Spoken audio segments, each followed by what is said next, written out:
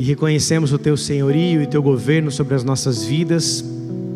E por isso, Pai, te damos liberdade para que o Senhor venha e ministre os nossos corações. Por isso, Pai, te damos liberdade, porque o Teu Espírito habita em meio aos louvores, e aonde o Teu Espírito está, ali é liberdade. Nós somos livres, Pai, para te adorar, nós somos livres para te servir, nós somos livres, ó Pai, para viver uma vida segundo o Teu propósito, segundo os Seus desígnios para nós. Por isso, em nome de Jesus, fala conosco, Senhor. Ministra nossas vidas, Espírito Santo, e usa também a minha vida, Senhor, para que eu possa ser nessa noite um instrumento do Senhor para a sua igreja e para a vida dos meus irmãos, em nome de Jesus Cristo. Eu te dou, Senhor, liberdade sobre o meu coração, sobre as minhas palavras. Usa a minha voz e que eu também seja ministrado por Ti, Senhor, enquanto eu falo, que o Senhor me ministre, e que em nome de Cristo Jesus possamos sair deste lugar com uma certeza de fé que o Senhor é o Deus, que o Senhor é um Deus poderoso para agitar as águas das nossas vidas e fazer com que o nosso milagre chegue em tempo oportuno, em nome de Jesus. Nós te reconhecemos, ó Pai, e te damos toda a honra e toda a glória, em nome de Jesus, amém. Abra sua Bíblia comigo, por favor, em João capítulo 5, verso do 1 ao 18. João, Evangelho de João, capítulo 5, verso do 1 ao 18. Você pode acompanhar nos telões também, se você preferir. A palavra de Deus diz assim: passadas essas coisas, havia uma festa dos judeus, e Jesus subiu para Jerusalém. Ora, existe ali, junto à porta das ovelhas, um tanque chamado em hebraico Betesda, o qual tem 5 pavilhões. Nestes jazia uma multidão de enfermos, cegos, coxos, paralíticos, esperando que se movesse a água. Porquanto um anjo descia em certo tempo agitando-a, e o primeiro que entrava no tanque, uma vez agitada a água, sarava de qualquer doença que tivesse. Estava ali um homem enfermo, havia 38 anos. Jesus, vendo-o deitado e sabendo que estava assim há muito tempo, perguntou-lhe: queres ser curado? Respondeu-lhe o enfermo: Senhor, não tenho ninguém que me ponha no tanque quando a água é agitada, pois enquanto vou, desce outro antes de mim. Então lhe disse Jesus: levanta-te, toma o teu leito e anda. E imediatamente o homem se viu curado, e tomando o leito pôs-se a andar. E aquele dia era sábado. Por isso disseram os judeus ao que fora curado: hoje é sábado, e não te é lícito carregar o leito. Ao que lhes respondeu: o mesmo que me curou e me disse: toma o teu leito e anda. Perguntou-lhe eles: quem é o homem que te disse: toma o teu leito e anda? Toma o teu leito e anda, verso 13. Mas o que fora curado não sabia quem era, porque Jesus se havia retirado por haver muita gente naquele lugar. Mais tarde, Jesus o encontrou no templo e lhe disse: olha que já estás curado, não peques mais, para que não te suceda coisa pior. O homem retirou-se e disse aos judeus que fora Jesus quem o havia curado. E os judeus perseguiam Jesus, porque fazia essas coisas no sábado. Mas ele lhe disse: meu pai trabalha até agora, e eu trabalho também. Por isso, pois os judeus ainda mais procuravam matá-lo, porque não somente violava o sábado, mas também dizia que Deus era o seu próprio Pai, fazendo-se igual a Deus. Até aí. Amados, esse é um texto muito interessante, onde o Senhor, Ele cura um paralítico próximo ali ao tanque de Betesda. Esse tanque que também é citado no livro de Neemias, e também citado exatamente essa parte do versículo número 2, junto à porta das ovelhas. Jesus estava ali e havia ali uma mensagem, havia ali também não sei se posso dizer assim, uma espécie mística, que as pessoas iam entrando para a água, as pessoas queriam entrar na água a fim de serem curadas. E por que eu digo isso? Porque muitas pessoas iam até o tanque de Betesda esperar o agitar das águas para que elas entrassem e fossem curadas. Só que quando você lê na sua Bíblia, você vê aqui um parênteses que é aberto no verso de número 4, que diz assim, há um parênteses, né? E diz assim: esperando que se movesse a água, porquanto um anjo descia em certo tempo, agitando, e o primeiro que entrava no tanque, uma vez agitada a água, sarava de qualquer doença. As águas do tanque de Betesda eram águas avermelhadas e águas com muitos minerais. Então ali pessoas já diziam que aquela água ela tinha um certo valor medicinal, pela cor que ela tinha e pelos minerais que ela carregava. Quem está comigo diga amém. Esse texto específico, segundo os estudiosos, segundo os teólogos, por haver ali também esse parênteses aberto nas escrituras, nos primeiros manuscritos, muitos diziam que não existia esse versículo específico. Muitos estudiosos diziam que essa parte específica não existia, ela foi colocada depois, onde o anjo agitava a água e a pessoa que estivesse ali, ela era curada. Então, não sei se realmente o anjo descia sobre as águas a fim de agitar as águas, e aqueles que estavam ali coxos, que estavam ali enfermos, paralíticos e cegos, eles iam e eram curados realmente porque as águas ali eram agitadas, ou se eles tinham ali também uma certa um lado místico, ao ponto de ver a água avermelhada e a água com os minerais, e eles queriam mergulhar a fim de que aquelas águas poderiam curar qualquer doença. Nós não sabemos se era ali uma espécie de religiosidade das pessoas irem até a água de Betesda para serem curadas, ou se realmente isso acontecia de fato, que um anjo vinha e descia de tempos em tempos, agitava as águas, e ali todas as pessoas que estivessem enfermas de toda e qualquer doença, elas eram saradas. Quem está comigo diga amém. Então, independentemente de que se as águas de Betesda tinham valores ali para curar, tinham ali, não é valores que eu quero dizer, se tinham um valor medicinal, isso mesmo, se ela tinha um valor medicinal para curar, ou se realmente o anjo curava. O que Betesda significa era realmente o que Jesus foi fazer ali. A palavra Betesda, no original, no grego, significa casa de misericórdia, ou casa da água que flui. Então essa casa de misericórdia, esse lugar de misericórdia, Gabriel, abaixa um pouquinho por favor, essa casa de misericórdia era realmente onde Jesus apareceu ali, e Jesus ele se importa com aquele paralítico, e ele vai até o paralítico ao encontro dele, fazendo uma pergunta. Quando ele chega até o paralítico, ele pergunta: o que queres, né, que eu te faça? Ele pergunta para o paralítico assim no verso de número 6, queres ser curado? O que queres que eu te faça? Você precisa de uma cura?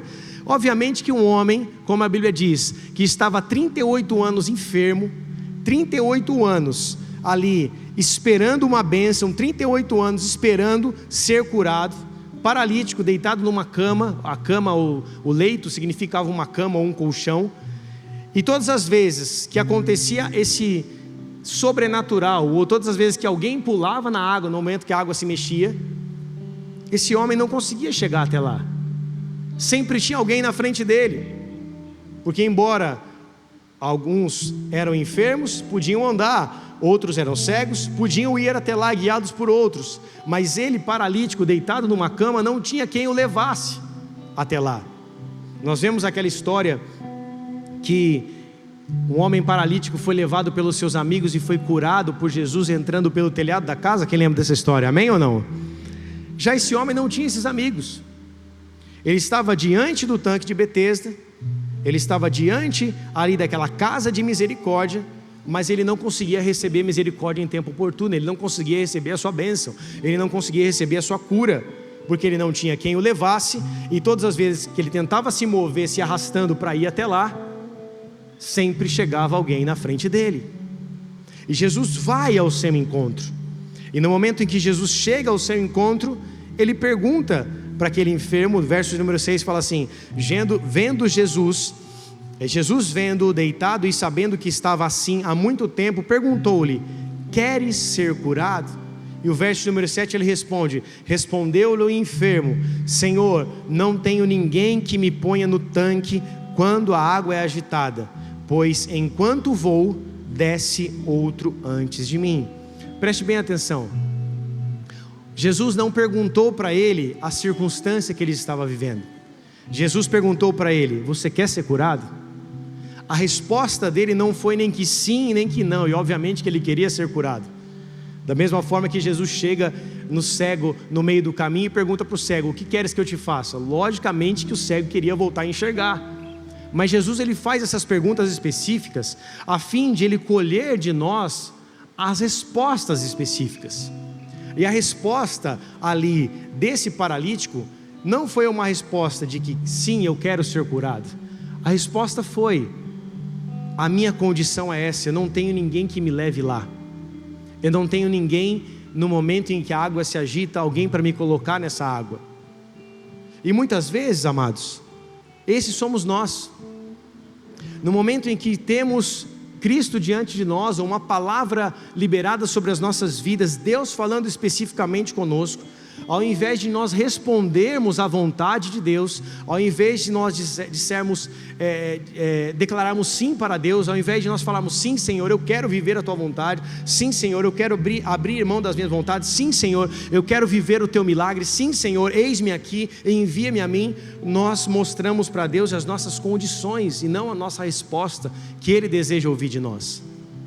Quantas vezes nós estamos diante de uma circunstância que abala o nosso coração, que abala o nosso ser, que abala nossas vidas, situações que podem ser como a perda de um familiar, a perda de um emprego, a perca de um emprego, situações onde você passa por um período de enfermidade, um período de doença, momentos onde nós somos sacudidos, momentos onde parece que um furacão passa pela nossa vida e tudo fica fora do lugar. Quando você se muda, quando você passa por um tempo de aflição, quando você tem uma briga na sua família, quando você tem um momento de dificuldade com alguém que você ama, parece que perdemos o nosso chão, perdemos a nossa consciência, a nossa maneira de pensar, tudo fica de cabeça para baixo. Quem já passou por isso? Eu acredito que cada um de nós já passou por esses momentos. Só que nesses momentos, onde mais nós estamos precisando de uma resposta, onde nós mais estamos precisando de um milagre, esses são os momentos que Deus mais fala conosco. Esses são os momentos que Deus mais se manifesta em nosso favor.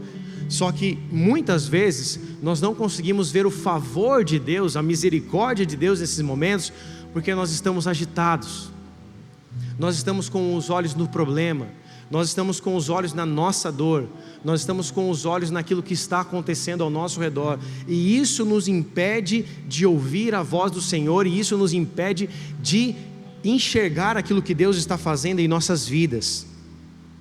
Este homem, diante de Jesus, e obviamente que ele não sabia quem Jesus era, Jesus não tinha se revelado para ele no primeiro momento, Jesus não tinha dito quem ele era, Jesus vem como um amigo, Jesus se apresenta a fim de abençoá-lo, a fim de exercer misericórdia sobre ele. Jesus se movia numa compaixão sobrenatural, ele via as pessoas enfermas e ele tinha necessidade de curá-las. Jesus ia ao encontro das pessoas, e nesse exato momento de João capítulo 5 que nós lemos, estamos meditando aqui, Jesus foi até o tanque de Betesda, ele sobe até Jerusalém, porque era um tempo de festa.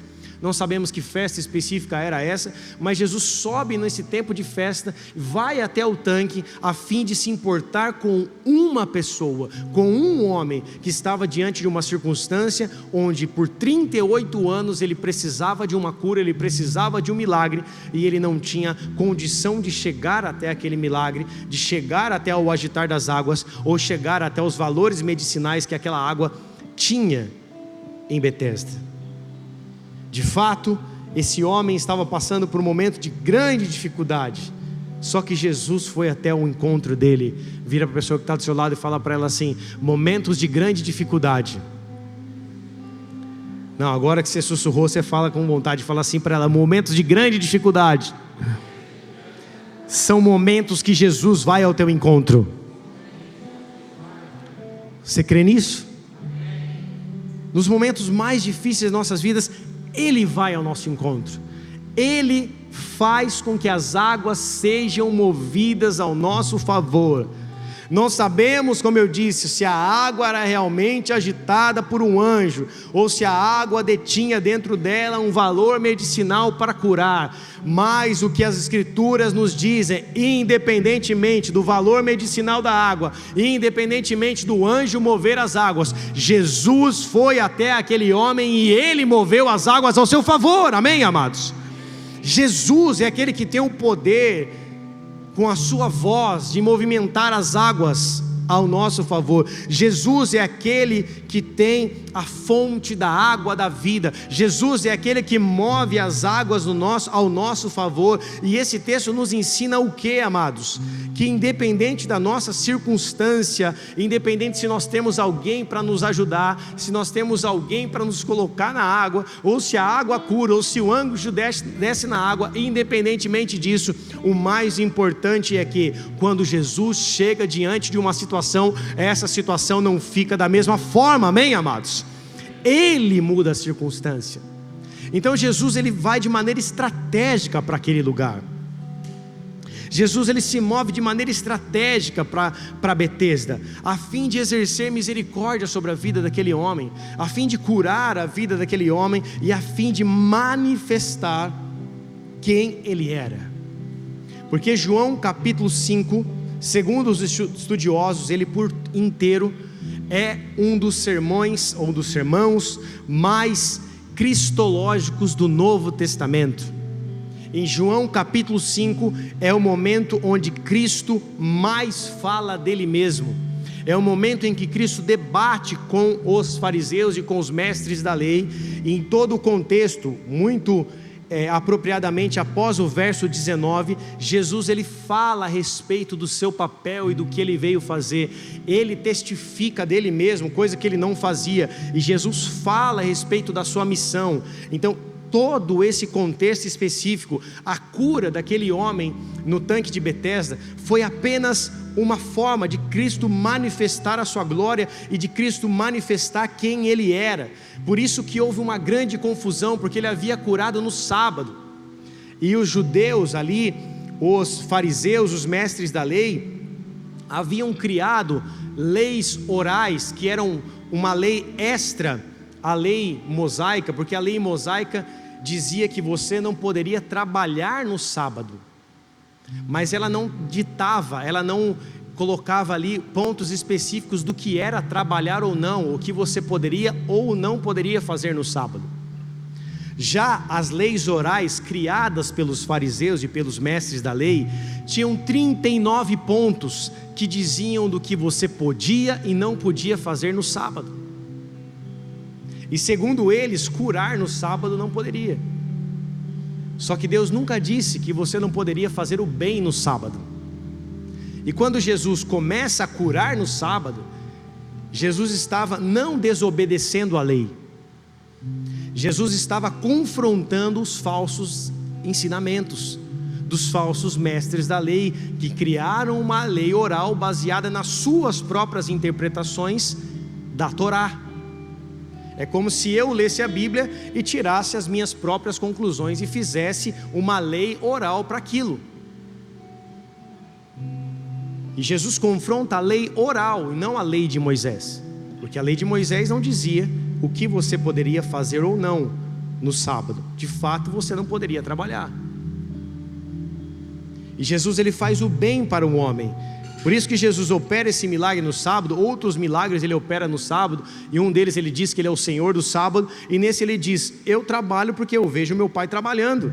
Eu trabalho porque o próprio Pai trabalha. Então Jesus fala: eu sou como o Pai. Isso causava um ranger de dentes nos fariseus. Eles ficavam malucos quando Jesus se comparava com o Pai.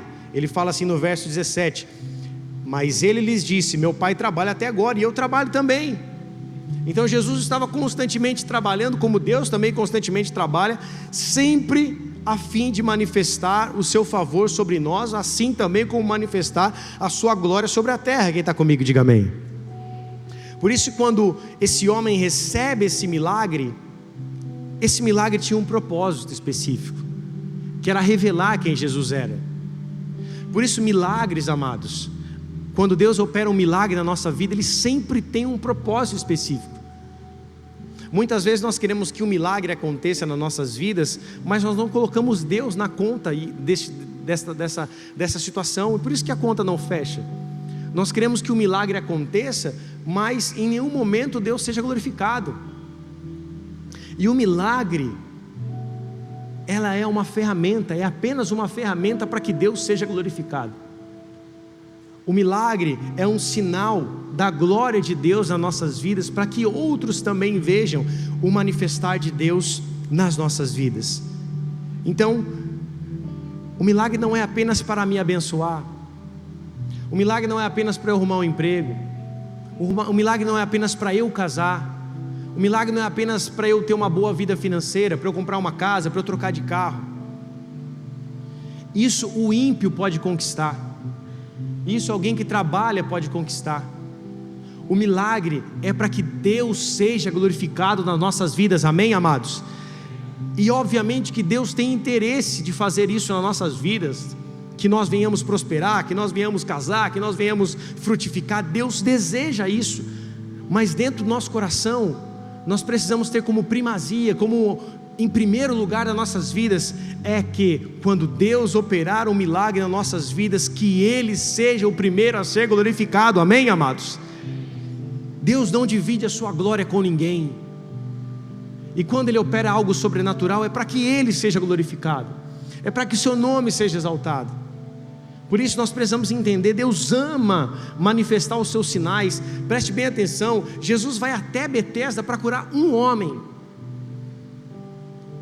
A Bíblia fala que havia uma multidão, verso número 3, uma multidão de enfermos, cegos, coxos e paralíticos, e Jesus vai para curar um só, que estava há 38 anos enfermo, porque Jesus sabia que exatamente aquele homem precisava daquele milagre, a fim de que aquele homem fizesse com que o seu nome fosse glorificado naquele lugar. Então Jesus se move de maneira estratégica, Jesus age de maneira estratégica, e nós precisamos ser, amados, aqueles que clamam para que Deus venha se mover também nas nossas vidas, a fim de que o seu nome seja glorificado através de nós, amém, amados? A Bíblia fala no verso número 9, que quando Jesus tem esse encontro com ele, imediatamente esse homem se viu curado. Jesus falou para ele: toma o seu leito e anda. E imediatamente o homem se viu curado, tomando o seu leito, e se pôs a andar. A palavra curado aqui no grego é a palavra ginomai no grego. Curado significa, no grego original, vir à existência ou receber a vida.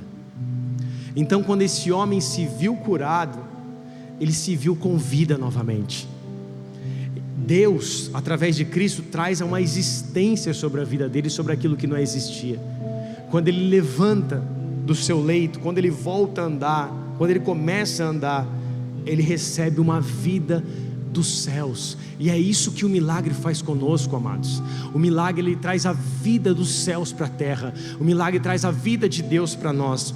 O milagre traz a existência do céu para a terra, traz a existência de Deus para nossas vidas. Quem está comigo, diga amém. E por isso, todas as vezes que nós recebemos a vida de Deus sobre nós, há um avivamento. O avivamento é tornar a viver. E nós só retornamos à vida quando nós estávamos mortos. Então o avivamento é tornar a vida, mas não é uma vida natural e humana, mas tornar a viver com a vida de Deus operando em nós. Esse avivamento é quando a vida de Deus vem sobre nós e nós tornamos a viver, nós retornamos a viver, não a viver segundo o curso deste mundo, não a viver segundo a natureza da carne, mas vivemos segundo a natureza dos céus operando sobre as nossas vidas. Então o milagre, ele traz o avivamento, e o avivamento é voltar a viver para a glória de Deus, amém, amados? Por isso, nós precisamos sim de milagres em todas as áreas das nossas vidas. Se eu for pedir para você levantar a mão, perguntando quem aqui precisa de um milagre, obviamente que a maior parte de nós vai levantar a mão, porque eu também preciso de um milagre. Quem não precisa de um milagre?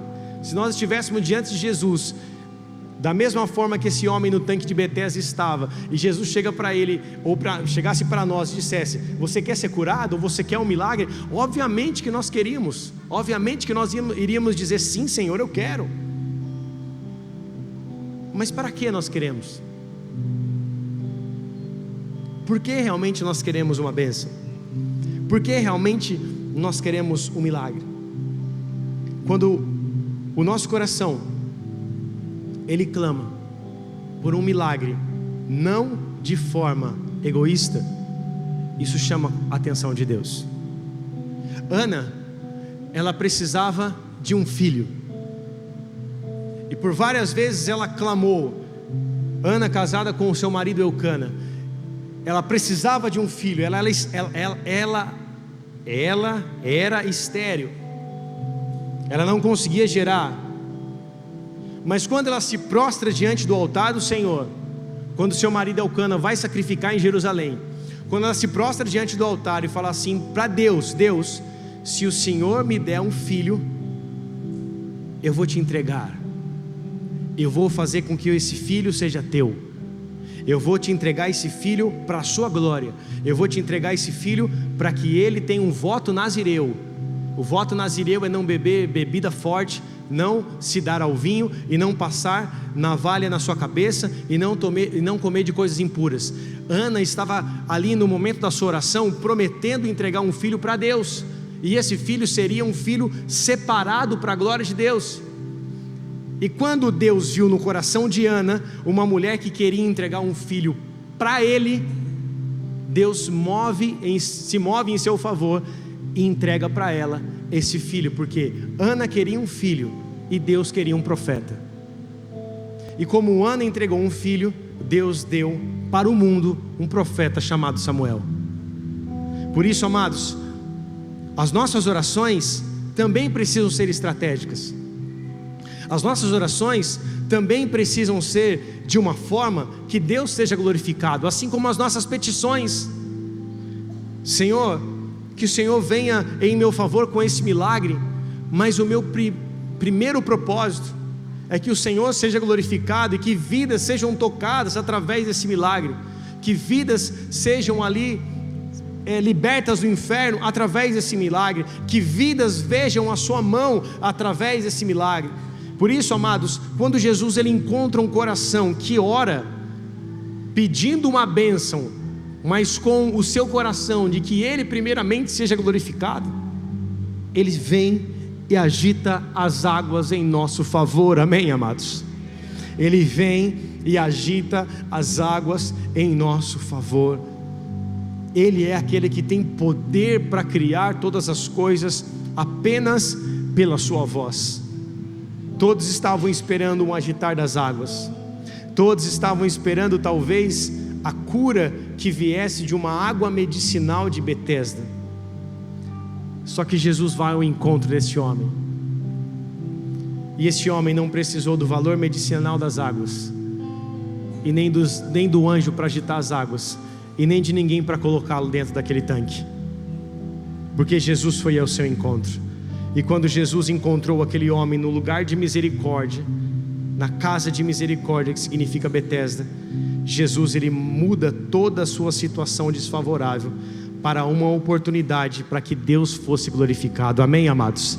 Por isso, independente de qual seja a sua situação hoje, talvez você seja um homem, uma pessoa que se sinta sozinha ou sozinho, como esse homem paralítico que estava diante do tanque de Betesda, que não tinha ninguém para levá-lo até o tanque, um homem que vivia numa situação de solidão, um homem que vivia numa situação de enfermidade. Talvez seja esse você hoje, Talvez você tenha uma enfermidade que você não saiba a causa dessa enfermidade. Talvez uma enfermidade que os médicos dizem que não tem cura. Talvez essa enfermidade tenha roubado a tua paz, obviamente tirado a tua saúde, te deixado preocupado. Só que quando Jesus vai até o teu encontro, amados, quando Jesus se encontra com você, quando Jesus te acha, Ele vem com o poder dele sobrenatural, e Ele faz as coisas que os olhos não podem discernir, e que o ouvido não pode ouvir, e aquilo que nem subiu ao coração do homem, é isso que Ele faz para aqueles que o amam. Ele muda a nossa vida por completo, apenas de Ele chegar, quando Ele chega em nós, quando Ele chega diante de nós, Ele muda nossas causas, Ele transforma a maldição em bênção, Ele traz existência aquilo que não existe, Ele vem com restauração e com milagres sobre nós, amém, amados? Ele só precisa estar diante de nós. Ele tem poder para mover os céus, e Ele tem poder para agitar as águas do nosso interior. João 7, do verso 38 a 39, João 7,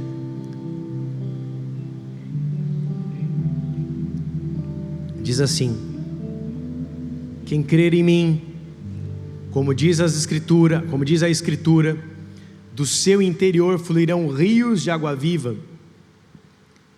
Isto Ele disse com respeito ao Espírito que havia de receber o que nele crescem, pois o Espírito até aquele momento não fora dado, porque Jesus não havia sido glorificado até aí. Jesus, Ele diz que aquele que crê nele, como diz as Escrituras, rios de águas vivas fluiriam do seu ventre. Talvez o teu maior milagre hoje não seja uma cura sobrenatural. Talvez o teu maior milagre hoje não seja Deus mudando a tua situação da água para o vinho, exatamente na tua vida financeira, no teu casamento, na tua vida, na sua vida de negócios, no seu trabalho. Talvez o seu maior milagre hoje é que Deus agite as suas águas do seu interior. Talvez o seu maior milagre hoje é que Deus mova algo dentro de você, porque dentro de você, você reconhece que algo não está acontecendo mais como era antes. Você reconhece que talvez haja sequidão dentro de você, que haja terra seca dentro de você, já não mais uma terra fértil, já não mais uma terra produtiva, uma terra que vai gerar frutos, uma terra frutífera. Talvez dentro de você é o lugar onde você mais precisa de um milagre. Não é para o lado externo, não é para uma situação, mas talvez o maior milagre que você precise, ou que você precisa nessa noite, é que Deus toque o teu interior de uma maneira como você há muito tempo não é tocado. Todas as vezes que nós começamos a ficar enfermos aqui dentro de nós, quando nós começamos a ficar enfermos espiritualmente falando,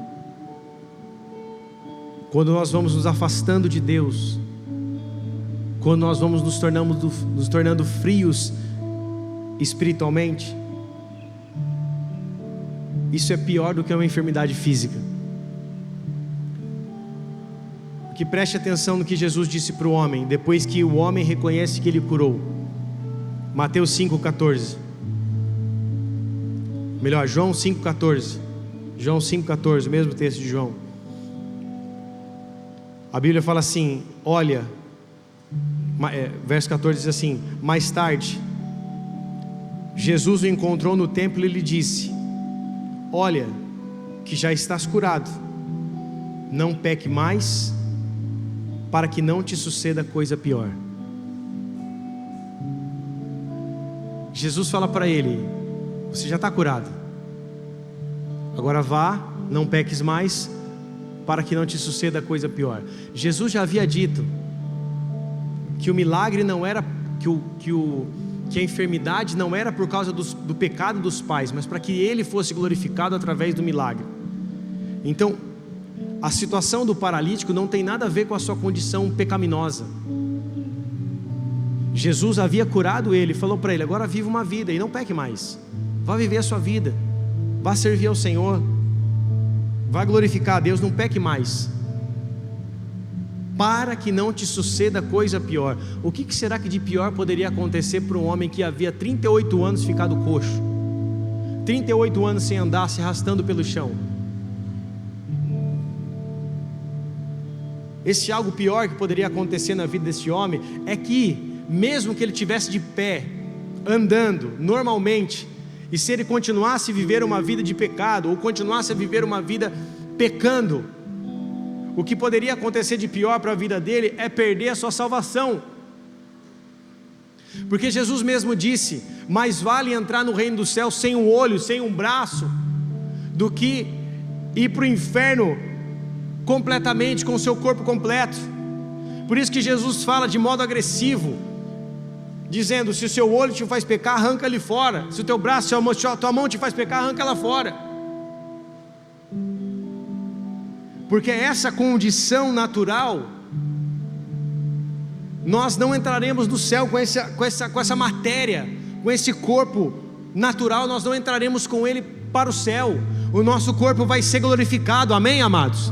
E por mais que eu carregue dores, por mais que você carregue dores, por mais que você carregue enfermidades, quando nós entrarmos no céu, o nosso corpo será imediatamente glorificado, e Deus nos encherá da sua glória. Então lá no céu não haverá dor, não haverá choro. Então, por mais que Deus faça algo nas nossas vidas, hoje, agora, e mude a minha vida por completo, fisicamente falando, cure as minhas feridas, toque a minha dor, por mais que Deus faça algo para mim, na minha matéria, isso não é tudo. Porque se eu continuo uma vida pecando, se esse homem continuasse uma vida de pecado, iria te suceder uma coisa pior, que é a morte espiritual.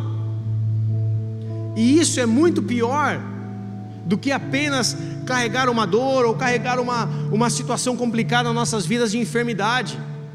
Porque mesmo que estejamos carregando uma enfermidade que seja para a morte, Jesus nos prometeu: ainda aquele que esteja morto, ele viverá. Nós sabemos que a leve e momentânea tribulação não se compara com o peso de glória que há de ser revelado. Mesmo que nós tenhamos uma enfermidade que nos leve para a sepultura, no momento em que nós fechamos nossos olhos, é aí que começa a nossa vida eterna com o nosso Senhor, amém, amados? Para o cristão, a morte é lucro. Para o cristão não é o fim da vida, mas é o início de uma vida, a morte. Obviamente que ninguém de nós quer morrer, todos nós queremos viver cada dia mais. Só que o milagre não é o fim, o milagre é o meio. Porque não adianta de nada Deus fazer um milagre nas nossas vidas e nós perdemos a nossa vida espiritual. Vá e não peque mais, para que não te suceda coisa pior. Ou seja, para que você não viva uma vida pecaminosa e venha acontecer o pior para você, que é o inferno. Então o milagre não é o fim das coisas, o milagre é o meio onde Deus é glorificado nas nossas vidas, e é o meio que Ele nos aviva, Ele traz a vida de Deus sobre nós. Só que muitos de nós precisamos de um milagre aqui dentro, ó, dentro do nosso coração, dentro das nossas emoções. E esse é o primeiro milagre que Deus quer fazer nas nossas vidas, de nos mudar completamente, de transformar as nossas vidas completamente, de dentro para fora. Esse é o primeiro milagre. Lembre que significa ser curado. Ser curado significa trazer a vida. Então quando Jesus traz a vida sobre nós, Ele começa de dentro para fora e nunca de fora para dentro. Quando Ele traz a vida sobre nós, Ele faz com que o avivamento aconteça, ou seja, é a vida de Deus em nós nos transformando por completo. E quando a vida de Deus, ela toca o nosso interior, quando Jesus move as águas interiores, quando Jesus move as nossas águas e faz com que rios de águas vivas venham fluir do nosso ventre, do nosso interior, esse é o processo que corresponde e que diz que nós estamos sendo realmente transformados por Ele. É quando algo acontece aqui dentro, é quando Jesus nos muda aqui dentro. Então nós vamos orar para você que está hoje precisando de um milagre, seja ele externo, seja ele físico, seja ele financeiro, seja ele qual for, nós vamos orar por isso. Mas para você também que está precisando de um milagre aqui dentro,